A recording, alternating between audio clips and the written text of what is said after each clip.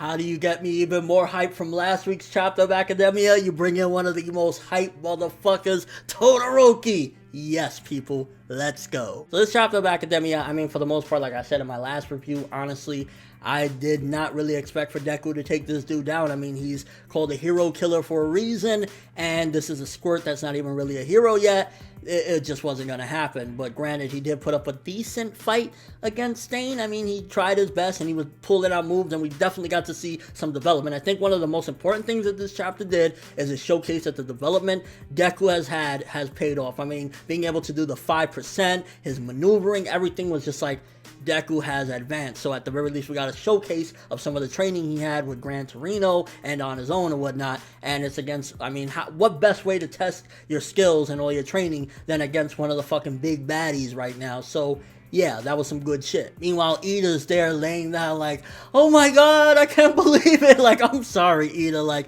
you came for your revenge. You came for some vengeance. And you're like Batman without his cape and cowl, bro. You just got raped and you're just laying there like, somebody do something. We also got a little bit more of a demonstration of Stain's quirk. It has to do with his blood, or blood for that matter.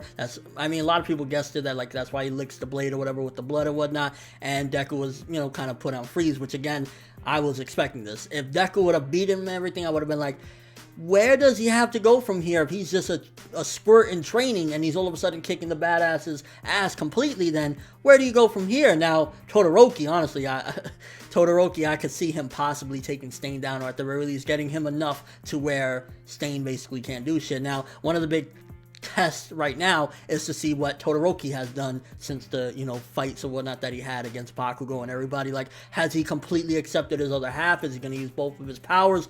That's definitely one of the things that has me in anticipation with that cliffhanger of him showing up. And it's like, I gotta give it to Ida that at the end of the day, Ida did want to have some sort of help, so I'll give him in that respect, like, okay, yeah, he did hit him up and he was trying to have some sort of backup, so good shit on there for Ida. I mean, still, Ida's right now looking a little crusty or whatever, but like, at the very least, you got Todoroki in there, but the cliffhanger right there is like, oh, why do we have to wait a week for this shit? Because I want to see Todoroki kick some fucking ass. I mean, Deku can't do shit, but Todoroki's there, and I mean, as much as I fuck with Deku, Todoroki's my dude, and I want to see him kick some motherfucking ass. Let's go! And I quickly want to mention how amazing the art was in this chapter. It was just looking fine. I mean, the Stain, some of those panels of Stain and shit like that, the straight up close-ups and everything, the author just, like, he is fucking kicking ass. He's come such a long way from Sensei no Boge to this. It's like,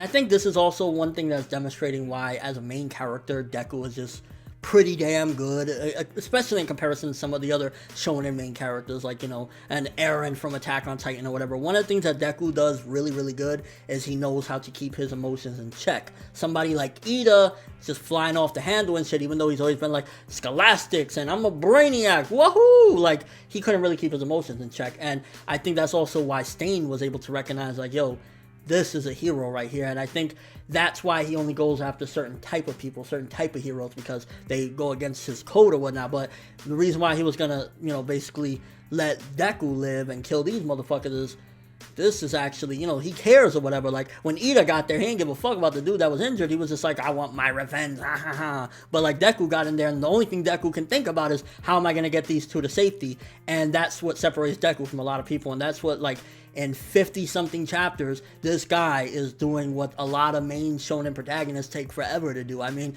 again, and I hate to be beating on Eren or whatever, because it's not like I'm a Eren hater or whatnot, but like, the dude, his emotions is always going crazy or whatever, and Deku, like, just knows how to keep it in check, and that's, again, why Stain respected him in a small way. He's like, this is gonna be something someday, and I think that's why Stain really doesn't look at somebody like All Might necessarily like a piece of shit, I think, because he sees, like, this is somebody that actually genuinely cares, and I think Stain can see that. So, Stain's background, it could be that he was an ex-hero, it could be that somebody that he loved was killed and a hero was there but didn't, you know, save him because he was too worried about getting some money or something. So, Stain's backstory is definitely getting a lot more intriguing the more we get to see. I mean, right now in this whole battlefield, I think even to an extent he doesn't really respect Todoroki like that. He's more so like, only this kid Deku is the one I respect. So yeah, pretty damn awesome chapter yet again. I think it deserved the 8. I mean, just the cliffhanger, the advancement with Deku, and just seeing more about Stain and everything is like, only thing in this chapter was just Ida, like, nah. But let me know what you thought of this one. First of all, are you excited to see what Todoroki has learned? You agree that Deku got his character development and his advancement and you were hyped to see it? Also, what do you think about Stain? Any predictions about why he's doing these things? Again, it's something to do with a hero that wasn't acting like a hero that turned him into who he is today. And your overall thoughts of the chapter, I can't get over that art. It was looking fucking fire as hell. Like, Academia is one of the sweetest looking shonen weeklies with art like that. But that's all I have for this review. Thanks for watching. Hope you enjoyed. If you liked anything I had to say or enjoyed the video, drop me a like. I'd greatly appreciate it. And if you haven't subscribed, if you could do so as well, that'd be amazing. I'm ForneverWorld, and as always, people, have an awesome day.